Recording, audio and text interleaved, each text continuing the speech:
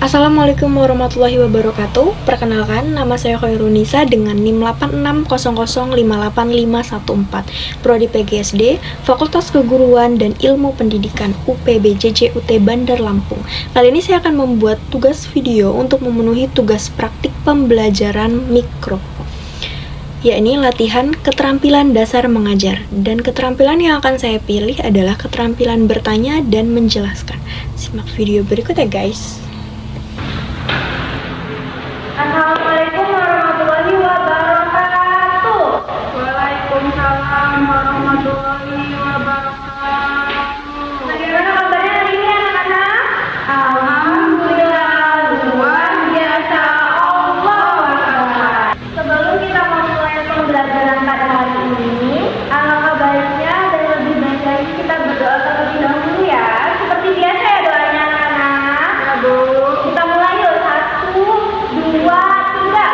Tangan ke atas menggapai bintang, tangan ke samping burung yang terbang, tangan ke depan ikan berenang, tangan dilipat siap berdoa. Berdoa mulai.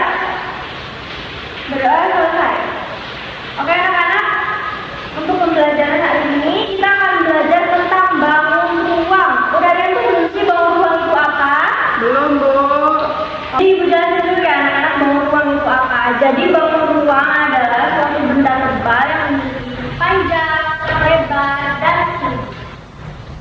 Ada juga contoh ruang. Harus Ibu bawa beberapa contoh dari macam-macam bangun ruang. Yang pertama ada ini. Ada yang tahu nggak ini bentuk apa?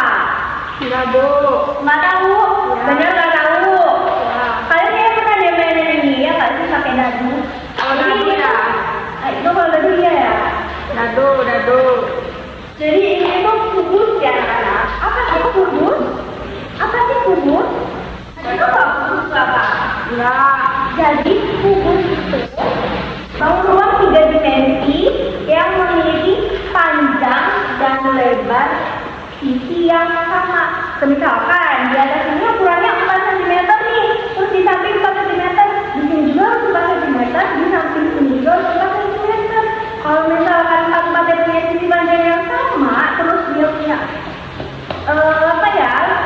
ciri sisi yang tebal, itu bisa kita bilang kubus. Udah tahu kan ini apa namanya? Apa tadi namanya? Kubus, Bu.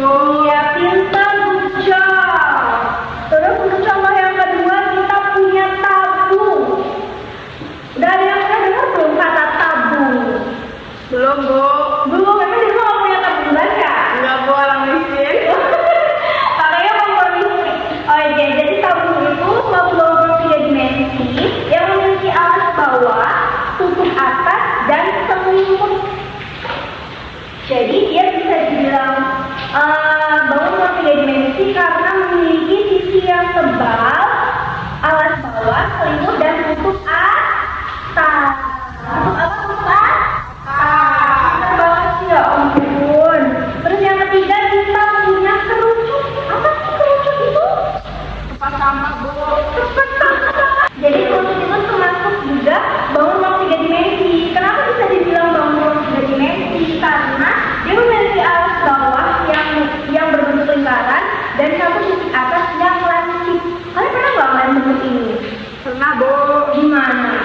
Tempat ulang tahun, Bu. Topi ulang tahun dia rimba. Oke, dari penjelasan sebut tadi udah kebayang belum kalau di ruang kelas kita ini ada nggak sih yang berbentuk bangun ruang 3 dimensi? Ada, Bu. Apa tuh contoh? Tong sampah. Iya betul, tong sampah itu termasuk bangun ruang 3 dimensi. Tabung. Tapi ada juga loh yang berbentuk ruang 3 dimensi, bangun ruang 3 dimensi. Contohnya kayak lemari, kan dia bentuknya tebal ya anak-anak. Iya, sih. Terus kotak kotak tadi ya benar. Apalagi ya, banyak sebenarnya tempat ini, tempat pensil kita kan bentuknya kayak tabungnya, itu juga bisa dibilang bangun ruang 3 dimensi. Iya. Oke, sampai sini paham? Paham, Bu. Oke, kalau paham, Ibu punya tugas untuk kalian di rumah. Jadi, tugasnya adalah mencari dua macam contoh bangun ruang tiga dimensi. Terus besok kalian bacain di depan apa aja yang kalian dapat di rumah contoh dari bangun ruang tiga dimensi. Bisa? Bisa, Bu. Insyaallah. Iya, pinter banget, ya ampun. Oke, pembelajarannya seperti paham? Insyaallah paham, Bu. Oke, karena sudah paham, kita akhiri pembelajaran hari ini dengan mengucap alhamdulillah.